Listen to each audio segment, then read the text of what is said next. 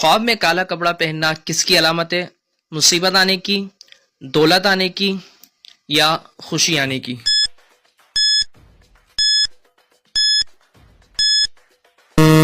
दुरुस्त जवाब है मुसीबत आने की।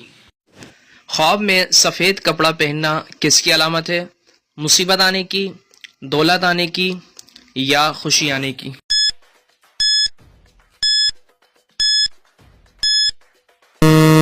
दुरुस्त जवाब है खुशी आने की। ख्वाब में सब्ज कपड़ा पहनना किसकी अलामत है? मुसीबत आने की, दौलत आने की या खुशी आने की?